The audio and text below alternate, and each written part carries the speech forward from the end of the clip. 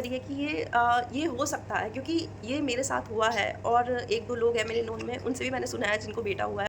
Hello everyone, कैसे हो आप सब? उम्मीद करती हूँ आप अच्छे होंगे और आपका स्वागत है मेरे नए ब्लॉग पर।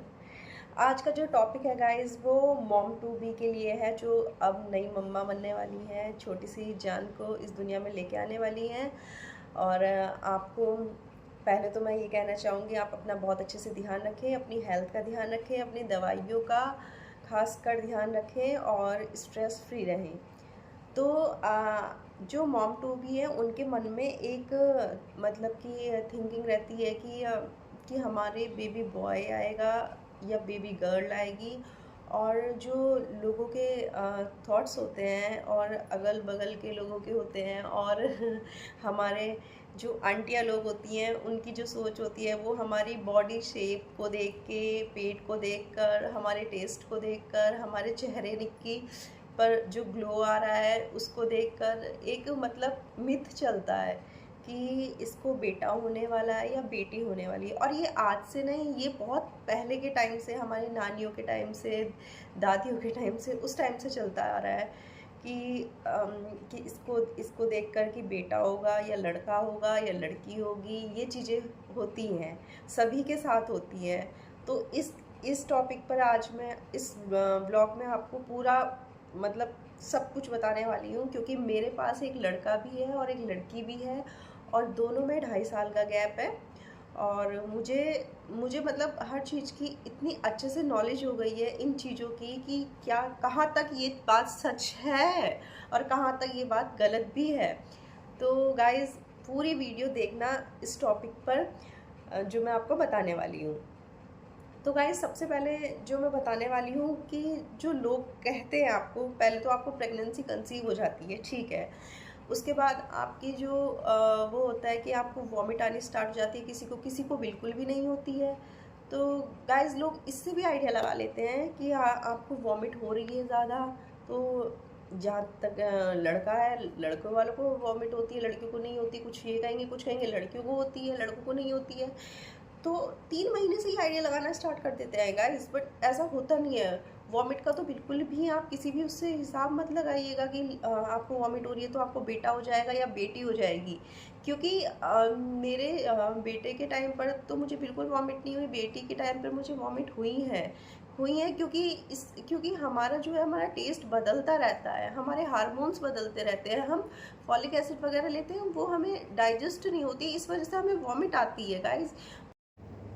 तो सेकंड जो मिथ है सबसे बड़ा गाइस, वो तो इतना ज़्यादा कॉमन है ना, वो तो आप हर जगह ही सुनने को मिलेगा कि आपका जो बेबी पंप है उसे देख के लोग कहेंगे कि अरे ये इसका जो साइज़ है वो नीचे की साइड है और शेप जो है वो छोटी है।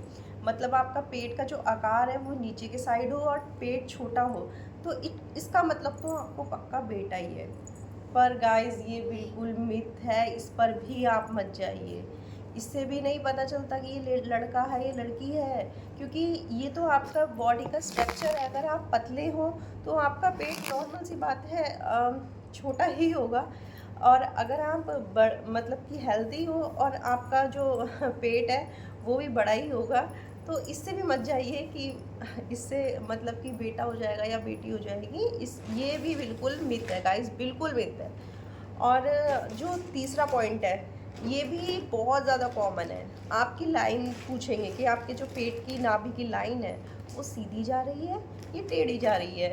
तो मेरे जो दोनों बच्चे हुए हैं, बेटा और बेटी, दोनों में ही लाइन बिल्कुल स्ट्रेट थी, बिल्कुल सीधी। और मेरे इस पे भी बिल्कुल मत जाना कि इससे बेटा हो जाएगा या बेटी हो जाएगी, ये भी बिल्कुल मिथ है।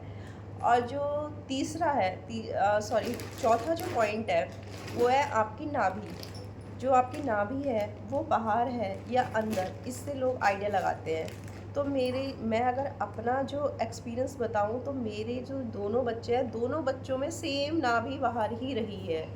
तो इससे भी मतलब आप बिल्कुल आइडिया नहीं लगा सकते हो कि आपको बेटा होगा।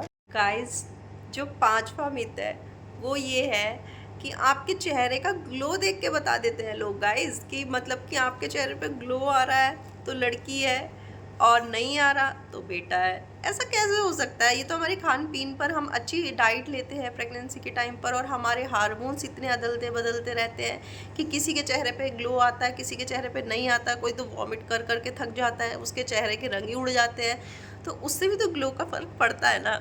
तो इससे भी आप कैसे आइडिया लगा सकते हो? आप खुद सोचो, इससे कैसे हमारा पता चल जाएगा कि हमारे घर में बेटा आने वाला है या बेटी आने वाली है।